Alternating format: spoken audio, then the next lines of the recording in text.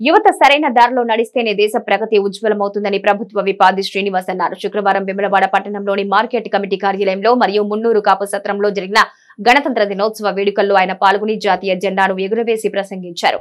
ఈ సందర్భంగా ఆయన మాట్లాడారు. పాఠశాలలో విద్యార్థులు చేసే ప్రతిజ్ఞ నేర్చుకున్న విలువలు బడి వరకే పరిమితమవుతున్నాయని వాటిని పాటించేలా ఉపాధ్యాయులు కృషి చేయాలని ప్రభుత్వ విప్ ఆది శ్రీనివాస్ అన్నారు.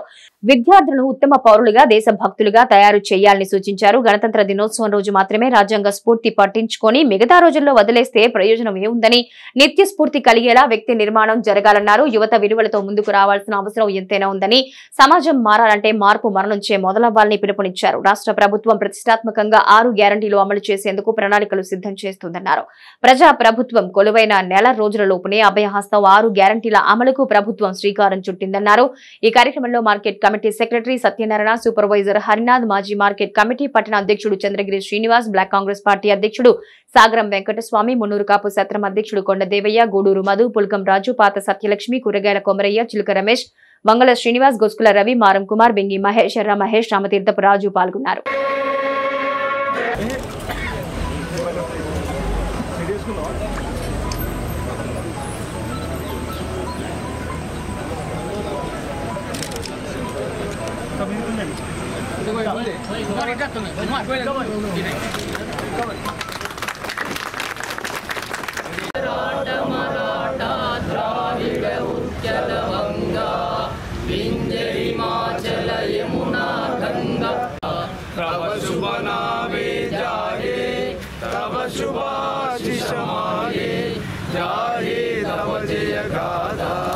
जनगण मंगलदायक जय हे भारत भाग्य विधाता जय हे जय हे जय हे जय हे 26 జనవరి గణతంత్ర దినోత్సవ శుభాకాంక్షలు. మరి ఈ కార్యక్రమంలో ప్రభుత్వ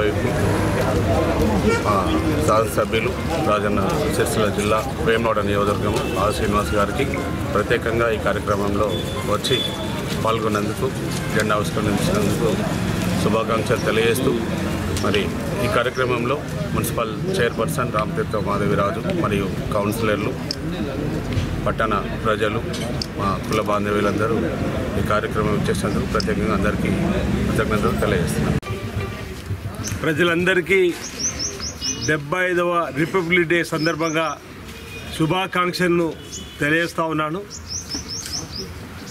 మన భారతదేశం తెల్ల దొరల నియంతృత్వ పరిపాలనలో మగ్గిన రోజు అనేక మంది మహామహులు మహాత్మా గాంధీ గారి నాయకత్వంలో జవహర్లాల్ నెహ్రూ కానీ, అదేవిధంగా అల్లూరి సీతారామరాజు, సుభాష్ చంద్రబోసు, డాక్టర్ బిఆర్ అంబేద్కర్ గారు, అనేక మంది మహనీయులు కాంగ్రెస్ పార్టీ ఆధ్వర్యంలో దేశానికి స్వాతంత్రం తీసుకొచ్చిన తదుపరి ఈ దేశంలో మనం ఏ విధంగా ముందుకు సాగాలని ఓ చట్టాన్ని ఈరోజు భారత రాజ్యాంగాన్ని రాసుకున్నటువంటి సందర్భంగా డాక్టర్ బిఆర్ అంబేద్కర్ గారి ఆధ్వర్యంలో వచ్చినటువంటి ఈ రోజును గణతంత్ర దినోత్సవంగా ప్రతి ఏటా 26 జనవరి నాడు జాతీయ పతాకాన్ని ఎగురవేసుకొని మన భారతదేశ రాజ్యాంగాన్ని గౌరవించుకుందామని చెప్పిన ఒక ప్రతిన పూనుతూ ఆనాటి స్వాతంత్ర ఉద్యమాలు కానీ, మన దేశంలో ఉన్నటువంటి అన్ని మతాలు, అన్ని ప్రాంతాలు, అన్ని వర్గాల ప్రజలు ఏ విధంగా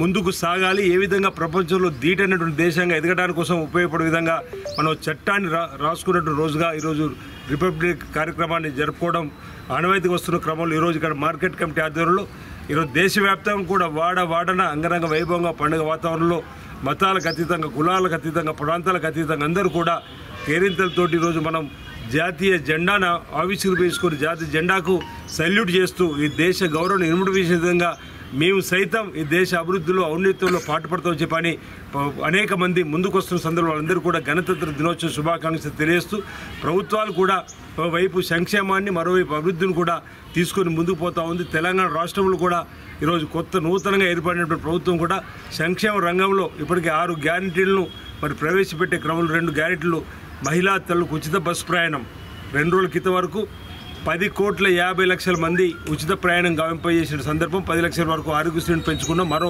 గ్యారెంటీలు కూడా వీలైనంత తొందరలో అమలు చేసుకుంటూ ప్రజా సంక్షేమాన్ని, ప్రాంత అభివృద్ధి కోసం కూడా పాటుపడుతూ ఈ దేశాన్ని, ఈ రాష్ట్రంలో కూడా అగ్రగామిగా నిలిపే విధంగా ఈ ప్రభుత్వం ఉంటుందనే మాట సందర్భంగా తెలియజేస్తూ ఈ మార్కెట్ కమిటీ ఆధ్వర్యంలో ఏదైతే జాతీయ జెండా ఆవిష్కరణ కార్యక్రమంలో మీ అంతా కూడా బాధ్యత గల పౌరులంగా ఓ పార్టీ ప్రతినిధులుగా ప్రభుత్వ ప్రతినిధులుగా ఈరోజు ఈ కార్యక్రమంలో పాల్గొని మరి జాతీయ జెండాకు సెల్యూట్ చేసేటువంటి కార్యక్రమంలో పాల్గొన్నామన్న మాట సందర్భంగా తెలియజేస్తూ ప్రజలందరూ కూడా మా వైపు నుంచి ఈ గణతంత్ర దినోత్సవ శుభాకాంక్షలను తెలియజేస్తా ఉన్నాను.